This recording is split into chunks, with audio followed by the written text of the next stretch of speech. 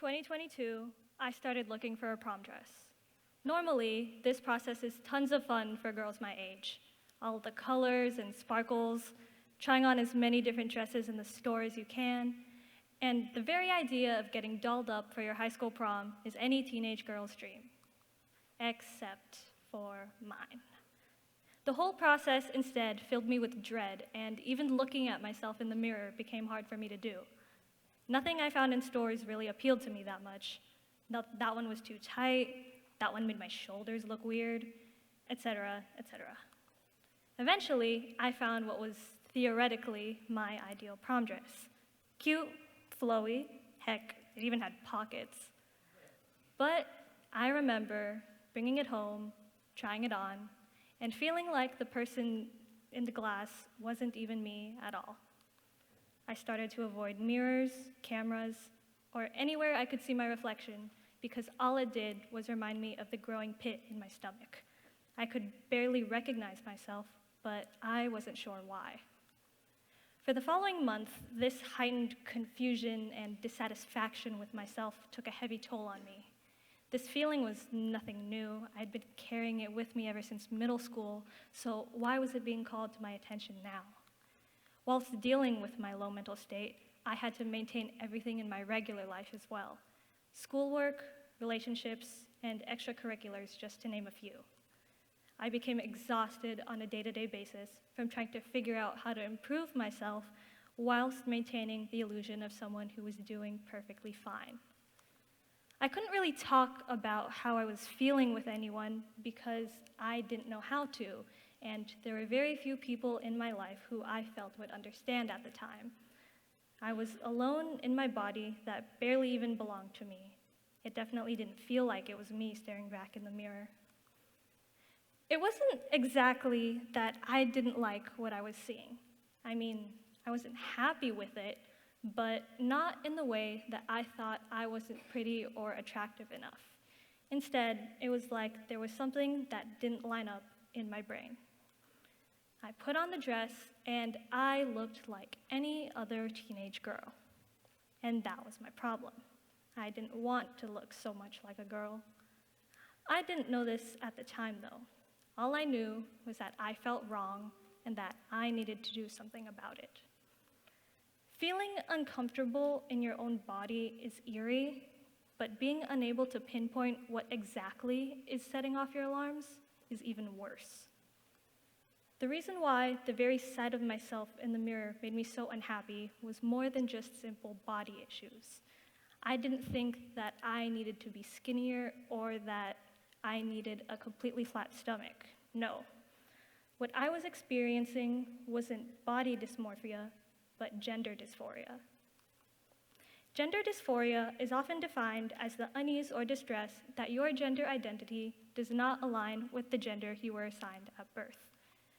Gender dysphoria is something commonly experienced by transgender people, but it often varies. If severe enough, gender dysphoria that isn't alleviated can lead to feelings like extremely low self-esteem or self-image, and chronic anxiety and depression. Transgender people are some of the most susceptible members of the LGBTQ+ community to depression, self-harm, and even suicide. Over the past year, an average half of all transgender youth aged 13 to 17 considered suicide, and 18% of them attempted. If severe enough, gender dysphoria that isn't alleviated can lead to feelings like extremely low self-esteem or self-image and chronic anxiety or depression, like I said. To visualize, there are an estimated 300,000 trans teens aged 13 to 17 in the US. Over in Santa Clara, Levi Stadium has an approximate capacity of up to 75,000 people. If we were to seat all of those teens in Levi Stadium, we would need about 4 stadiums to fit all of them. About half of the people in those 4 stadiums have contemplated suicide in the past year, and over 2/3 of one of those stadiums have attempted. Gender dysphoria is alleviated most often through transitioning, which can be done socially, physically, or both. Social transitioning is done through things like changing one's name or pronouns, or participating in social norms that are traditionally attributed to a certain gender. Physical transitioning is done through methods like hormone replacement therapy or even surgical procedures. Not all of these forms of transitioning have to be permanent, though. There is binding, which typically consists of using some sort of fabric to flatten the chest and appear less traditionally feminine. Such actions may appear small or unimportant, but it's changes like these that give people the courage to continue on with their lives. It's been reported that transgender people are some of the most at-risk individuals, with recent studies finding that they are twice as likely to die compared to their cisgender counterparts. Not because being transgender causes these dangers, but due to the discrimination they often face in their day-to-day lives. They are more susceptible to assault, violence, abuse, addiction, mental health issues, and poverty compared to some of their fellow members of the LGBTQ+ community. A recent study from the UCLA Williams Institute of Law found that trans people are over 4 times more likely to experience violence and violent crimes compared to their cisgender counterparts. These statistics already paint a bleak picture of what life is like, but there is more. 2021 and 2022 were record-breaking years for anti-transgender legislation being passed on state levels in the US, and the number has only continued to increase. As of October 13, 2022, a total of 155 bills targeting trans people were introduced in state governments over the past year. The website freedomforallamericans.org has a tracker of all of these bills that have gone through US governments on a state and national level. In 2021, for instance, Idaho passed a bill banning transgender and intersex women and girls from participating in sports.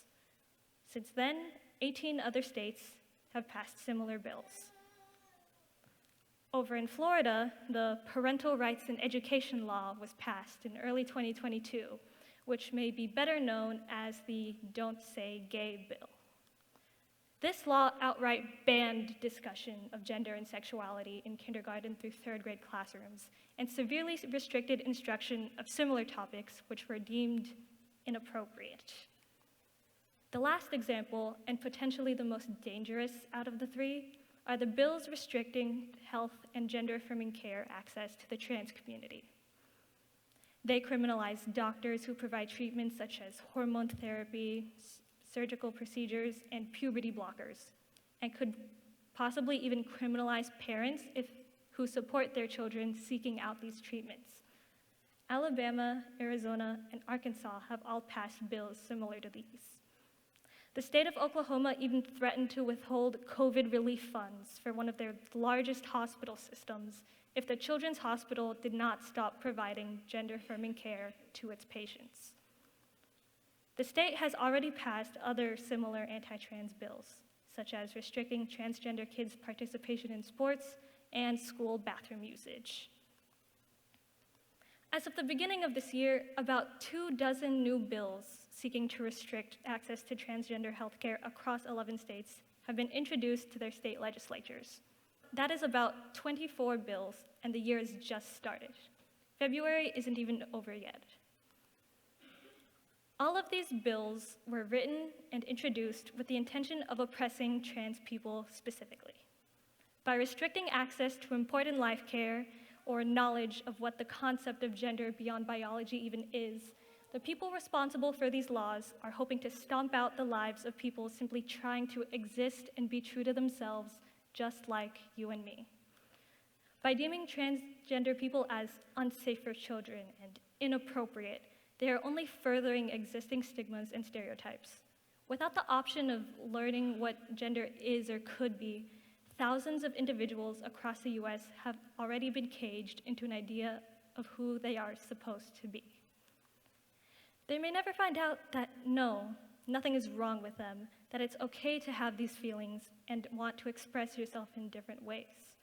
The unfortunate reality is that many of them will just live on in silence and fear. And the gut-twisting feeling that something just doesn't feel right is just festering within them, haunted by the person they could have possibly been. There is a light at the end of this long tunnel, though.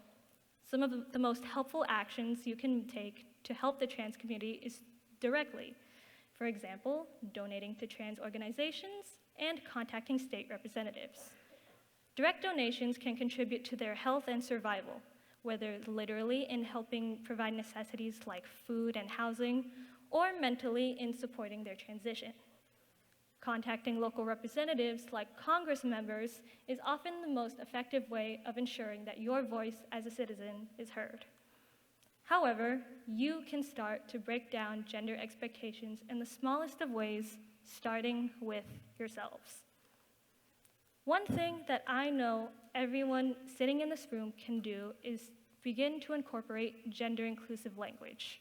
For example, asking for people's pronouns or introducing yourself with your own in conversations. Sure, it's an added step, but it is necessary. This way, you can signal to the people around you who may not be out that you are a safe person without having to outright say it. You are learning to stop immediately coming to a conclusion about someone's identity based on their appearance. And you are creating space for others around you to do the same. Another example could be saying a phrase or words like people with periods or pregnant people instead of generalizing and just saying women. Few extra words, but another major step. Not all women have periods or the ability to be pregnant, same as how some men may have periods or the ability to be pregnant. And this way, you are including people whose identities may fall outside of the gender binary. Another thing that I'm sure everyone can do is just sit with yourselves and think about how you want to express yourself. What makes you happy, what doesn't. Do you like how you dress yourself? Are you satisfied with how you're referred to by others? Are you doing certain things or acting a certain way because you want to or because it's expected of you? Think about it, and if you want to try something new accessories, new clothes, new hairstyle, give it a shot. You'll never know if something really fits you or not until you try it. By adopting gender-inclusive behavior into your everyday life, you can protect transgender individuals in a small but powerful way. People notice things, and if just one of these actions becomes a habit for even one of you right now, these habits can rub off on others in your community, creating a ripple effect. There's no way to break down centuries of stigma and the whole system of gender overnight. It's so deeply engraved within our culture and ourselves that it would take years upon years to do something like that. But what we can do is create an environment where people like me feel safe enough to explore and live authentically. Transgender and other identities across the world have all lived Transgender and other identities outside of the binary have all lived across history and the world. People who break their cultural gender roles have lived across history and the world. We have always existed, and we will continue to do so to our fullest potential. You may have heard this phrase before, but if there's one thing I hope you take away from this evening, it's these 3 words: protect trans lives. Thank you.